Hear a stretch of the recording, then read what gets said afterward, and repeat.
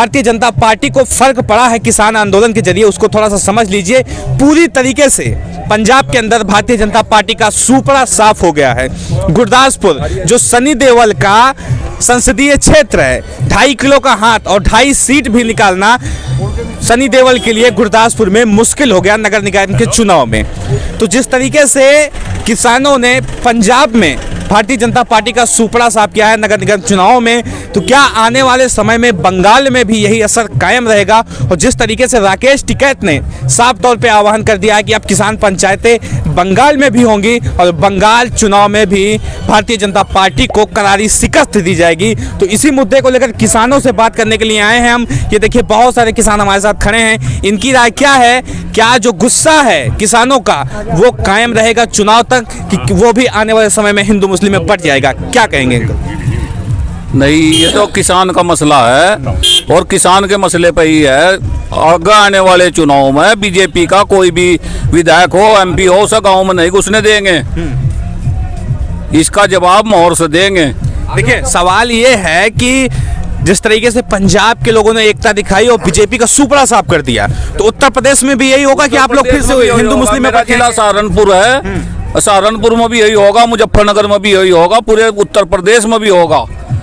और बंगाल में बैठेंगे तो नहीं। हिंदू मुस्लिम से कोई हमें मतलब नहीं, हमें केवल किसान से मतलब। हम किसान हैं, हिंदू हो, मुसलमान हो, सिख हो, ईसाई हो, हम किसान हैं। हमारी कोई बिरादरी नहीं है। तो बंगाल की क्या तैयारी? बंगाल की भी तैयारी है, बंगाल में भी जाएंगे, वहाँ भी कोशिश करी जाएगी, पंचायत करी जाएगी, वहाँ भी किसानों को समझाया जाएगा भाई ये किसान विरोधी सरकार है या आपको कुछ देने वाली नहीं है। आप ये बताइए, बंगाल के चुनाव कुछ प्रभावित कर पाओगे आप लोग? हाँ, पूरी तरह से प्रभावित कर पाएंगे। जब जाएगा लोग समझाएंगे, इनका अच्छा बुरा समझाएंगे तो क्यों नहीं प्रभावित होंगे लोग। गृह मंत्री जी बार बार जा रहे हैं, वहाँ पे रैली कर रहे हैं और संबोधित कर रहे हैं लोगों को, कह रहे हैं कि बंगाल जीत के रहेंगे इस बार। तो जीतने दोगे आप लोग बंगाल? भाई ये तो बंगाल की जनता बताएगी, वहाँ जीतना हारना तो बंगाल की जनता के हाथ में है।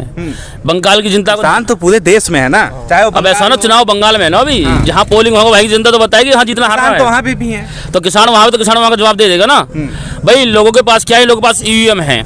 ये लोग ईवीएम में क्या करते हैं भाई, ईवीएम इन पर सबसे बड़ा मुद्दा है देश में। आज जो ईवीएम लिए बैठे हैं, जब तो आज 3 महीने हो गए धरने चलते चलते, मैं दावे के साथ कह रहा हूँ, और इनके पास ईवीएम ना होती है तीसरे दिन आके किसान से बात करते। जिस देश में इतना बड़ा तबका, इतना बड़ा किसान जो 60% 70% इस देश की आबादी का रहने वाला है, वो किसान आज मजदूर रोड पे बैठा है। ये लोग बात करने लिए तैयार नहीं ढंग से। तो पंजाब में भी ईवीएम हैक हो गया क्या? भैया ये तो एक तरफा तो जिता दे ईवीएम सू, जो इन पे उंगली न उठे, छोटे इलेक्शन। फिर भाई देखो, मैं इसलिए पूछ रहा हूँ कि पंजाब में एक इन्हीं के प्रत्याशी हैं, वो कह रहे हैं कि ईवीएम हैक हो गया, हम लोग की कोई सीट ही नहीं है। वो कह रहे हैं हमारे घर में 15 लोग, हमको 9 वोट कैसे मिला? भाई यही तो बात है, ये सच्चाई ईवीएम हैक है। ईवीएम में यार सारी गड़बड़ी है, इनके अपने लोग बता रहे हैं। अभी इन्होंने दिल्ली को चुनाव केजरीवाल को जितवा दिया, बाद में बाकी सारे तो खुद ने जीत लिए। भाई यूपी जीत गए, उत्तराखंड जीत गए, सारे जहाँ इन्हें जो बड़ा बहुमत तो ले ली सारे इन्होंने। अब एक तरफा चलेंगे तो जनता तो उठेगी। तो दूसरा मसला होगा। राकेश टिकैत जी जिस तरह से बोले हैं कि अब हमारी चढ़ाई अगली बंगाल की तरफ रहेगी, क्योंकि बंगाल में चुनाव आने वाला है। तो बंगाल में क्या ध्रुवीकरण हो जाएगा, हिंदू मुस्लिम हो जाएगा, कि किसानों की एकता कायम रहेगी और बंगाल में भारतीय जनता पार्टी को करारी शिकस्त मिलेगी? क्या बिल्कुल मिलेगी जी। वहाँ से हिंदू मुस्लिम वाला तो ये जालिया नारा जी इनका 2014 में जो इन्होंने हिंदू मुस्लिम का नारा करके जो देश में आपस में आग बढ़ी, उसका ये फायदा उठाके इब सब समझिए, इब हिंदू है ना कोई मुसलमान है, सब किसान है, सब देश के इसके नागरिक है। इसमें एक गुलदस्ता है ये किसानों इसका देश का, इसमें कोई भी हिंदू मुस्लिम नहीं चलेगी। बंगाल में आप ये देख लेंगे, इब जो किसान हमारे पहुंचेंगे, राकेश टिकैत जी पहुंचेंगे और पार्टी पहुंचेगी वहाँ, हर नागरिक को समझाएंगे भाई आज जो है किसान को जो बर्बाद, देश को बर्बाद जो ये करे मोदी या अमित शाह, ये ऐसा नहीं होने दो, नहीं तो भड़काऊ भाषण कितनी गलत बोल रहे। मंदिर मस्जिद हमें कोई मतलब नहीं है, हमें मतलब है जनता से। गरीब जनता है देश में जो रहती है, उसका पालन पोषण बिल्कुल खत्म होगा। बिल्कुल जो किसान है किसान की जमीन बर्बाद होगी या खत्म होने को जा रही है। आज जो है किसान धरती पर बिल्कुल अपना हक ये बताइए, जिस तरीके से अभी किसानों का गुस्सा है, गाजीपुर बॉर्डर, टिकरी बॉर्डर, सिंगो बॉर्डर, शाहजहांपुर बॉर्डर, किसान डटे हुए हैं, तो ये गुस्सा चुनाव तक कायम रहेगा कि चला जाएगा? नहीं है, इतना ये नहीं काला कानून वापिस करेंगे, इतने MSP पर कानून नहीं लाएंगे, चाहे कई साल हो जाए, चुनाव नहीं है, इनकी इतना जड़ नहीं पीटने की, इतना ही गुस्सा इस तरह इस बढ़ेगा, कम नहीं होगा, गुस्सा बढ़ता रहेगा। जब किसान बर्बाद होएगा, मजदूर बर्बाद होएगा, देश बर्बाद होएगा, तो क्या करेंगे इनका? आप बताओ, गुस्सा कायम रहेगा? देखिए, मैं संजय तो गोरखपुर से आया हुआ हूँ, आपको बता दूं, चाहे वो बंगाल का चुनाव हो, चाहे पंजाब का चुनाव हो, चाहे बिहार का चुनाव हो, आप अच्छी तरह जानते हैं कि बिहार के चुनाव में भी तेजस्वी जीते थे, ये लोग जबरदस्ती EVM की कमाल से चुनाव जीते। और जहाँ तक EVM का सवाल है, EVM को एवरी वोट मोदी, ये अच्छी तरह भाई साहब ने कहा कि वोट की कीमत को मोदी नहीं पहचानते, वो EVM को जानते हैं। अमेरिका में EVM से चुनाव नहीं होता है, लेकिन भारत में EVM से चुनाव है। मैं दावे के साथ कहना चाहता हूं कि बंगाल में ममता बनर्जी के खिलाफ इन लोगों ने कुचक्र रखा है, हिंदू मुस्लिम का राइट करने की बात कही है, और अब देश हिंदू मुसलमान से नहीं चलेगा, यह देश किसानों का है, किसानों से चलेगा। इस देश में किसान अन्न पैदा करता है, उस अन्न को चिड़िया से लेके, जीव से लेके, पंछी से लेके सारे जीव जंतु किसान के भोजन पे। बात बिल्कुल सही है, देश किसानों से चलता है, किसानों का देश है, लेकिन आप ही लोग चुनाव के समय पे बट जाते हैं, हिंदू मुस्लिम के नाम पे वोट देते हैं, राम मंदिर के नाम पे वोट देते हैं। मुस्लिम के नाम पे नहीं बटने वाले हैं। आपको अच्छी तरह पता है कि आज के 6-7 साल पहले जब अन्ना का आंदोलन था, तो यही लोग महंगाई के सवाल पे और तमाम सवालों पे आंदोलन किया करते थे, और जब सरकार बदल गई तो आज कितनी महंगाई है, कितना भ्रष्टाचार है, नो भ्रष्टाचार नो करप्शन का नारा दिया था। ये लोग झूठ बोलने वाले लोग हैं, ये किसानों की छाती पे कील ठोकवाने वाले लोग हैं, ये किसानों को आंदोलन जीवी कह रहे हैं। ऐसे निकम्मी सरकार और ऐसा प्रधानमंत्री 72 सालों के इतिहास में हमने नहीं देखा था। क्या लगा रहे हो? लिट्टी चोखा? ये देखिए, लिट्टी है, पूर्वांचल में देवरिया, गोरखपुर, बस्ती, बहराइच, बलिया में लिट्टी चोखा खाया जाता है।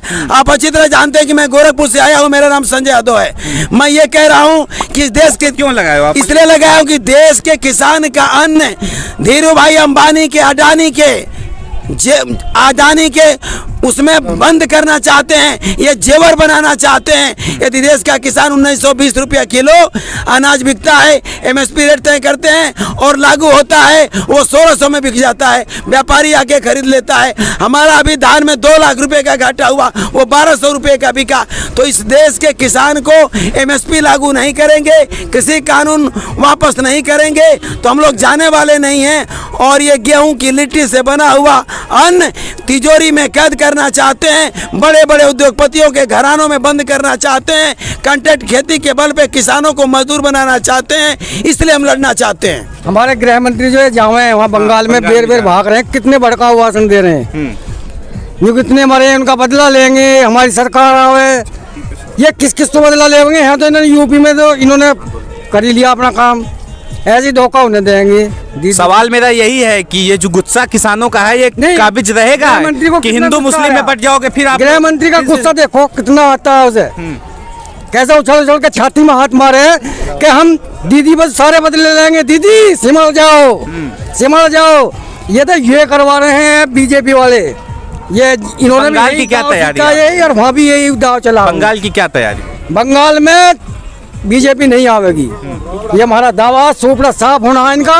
ये दाव जो चलाने के जा रहे हैं खाली जाओगा इनका, वो बहुत ईमानदार है दीदी। पंजाब में तो आप लोग सुपड़ा साफ कर दिए, तो बंगाल की क्या तैयारी? आप जो कह रहे थे गुस्सा बरकरार रहेगा, मैं उस पर जवाब देना चाहता हूँ। बिल्कुल दीजिए। देखो मेरी बात सुनो, हम मोदी जी के बहुत बड़े भक्त, बहुत बड़े भक्त। अच्छा। और 2007 से हम ये कह रहे थे भगवान मोदी आ जा किसी तरह से।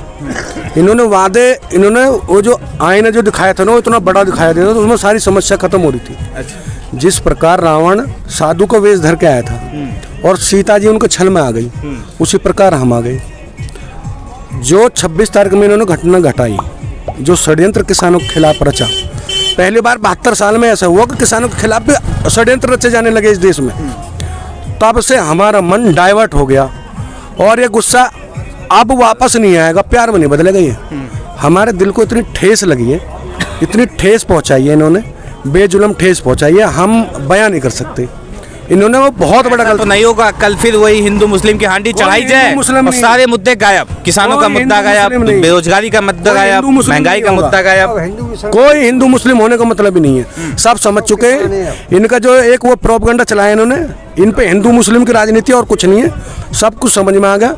जो मुजफ्फरनगर का था उसमें हमें ये था कि भाई इन्होंने शायद कराया, वो हमने देख लिया कि बिल्कुल इनका कराया हुआ है। बंगाल में रोज गोला फुटवा दे रहे हैं, रोज बम फुटवा रहे हैं, ये हौसला आ जाओ, ये हौसला हार जाओ, एक दिन बम एक चीज और देखी जा रही है भारतीय जनता पार्टी के द्वारा, जाति के आधार पर बांटने की कोशिश कर रहे हैं। जाट और जो नॉन जाट हैं इनको अलग कर दिया जाए और फिर से वही ध्रुवीकरण करके उसका फायदा लिया जाए। मतलब किसान की क्या जाति है, मैं पूछना चाहता हूँ। मैं किसान की कोई जाति होती है भाई? किसान की क्या जाति? किसान की जाति खेत है। जो खेती करता है वो किसान है। जो खेती से संबंधित में जो लोग आते हैं वो मजदूरी करते हैं। और वो सिर्फ इस देश में क्या जाति खेती करते हैं? गुजर नहीं यही करते, कह रहे हैं, यादव नहीं वो तो यही कह रहे करते, हैं। ब्राह्मण नहीं करते, कौन नहीं करते भाई?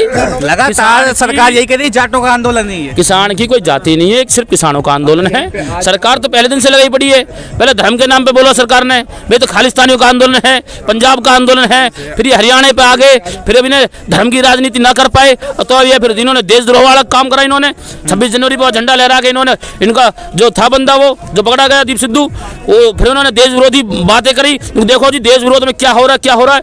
अरे प्रधानमंत्री जी तुम्हें शर्म नहीं आई? 2 साल पहले तुमने ये लाल किला जी डालमिया कंपनी को दे दिया, जो देश की सबसे मेन धरोहर थी, जिस पर देश का गौरव लहरता था, तुमने वो किसी कंपनी को दे दिया है? तुम्हारे अंदर का जमीर कहाँ चला गया? और इन्होंने फिर देशद्रोह के मामले में 26 जनवरी का षड्यंत्र रचा, वहाँ फेल हो गए। अब जब सब जगह फेल होते जा रहे हैं तो इन्होंने सब लग रहे हैं भाई जाट आंदोलन कर दो बस। क्यों? हमारे नेता जाट है, चौधरी राकेश टिकैत जी जाट परिवार से आते हैं, पर उन्हें पता नहीं है वो धरती पुत्र महापुरुष हैं। उनका तन मन धन, उनकी एक आत्मा, उनका एक रूह शरीर का वो किसानों के लिए बना हुआ है। टिकैत जी ने साफ कर दिया है कि अब बंगाल चुनाव की हम लोग की तैयारी है और बंगाल चुनाव में एक मुहिम चलाई जाएगी, भारतीय जनता पार्टी के खिलाफ उसे हटाया जाएगा। आप लोग की क्या तैयारी? ना बिल्कुल यही तैयारी, जो ऊपर से शीर्ष नेतृत्व का आदेश आएगा उस पर बिल्कुल अमल करके काम किया जाएगा। कल रोल रेको आंदोलन था पूरे प्रदेश में, पूरे देश में रेल रोकी क्या गई। तैयारी बंगाल चुनाव की? बंगाल चुनाव में जो टिकैत साहब कह देंगे उसका असर चल रहा है वहाँ पे। कल ट्रेन रोकी गई वहाँ पे। आज सुबह एक बंगाल का मित्र आया था मेरे पास में, कह रहा था बंगाल का आदमी यहाँ के लोगों की तरह अंधविश्वासी नहीं है, मूर्ख नहीं है, हम बिल्कुल वोट न दे रहे हैं, हम समझ रहे हैं रोज बम फुटवा रहे हैं, ये फुटवान दो कितने बम फुटवाए। ये अखंड भारत की बात कर रहे हैं, पहले तो पंजाब ये अलग कर रहे हैं, ये खालिस्तान कह के।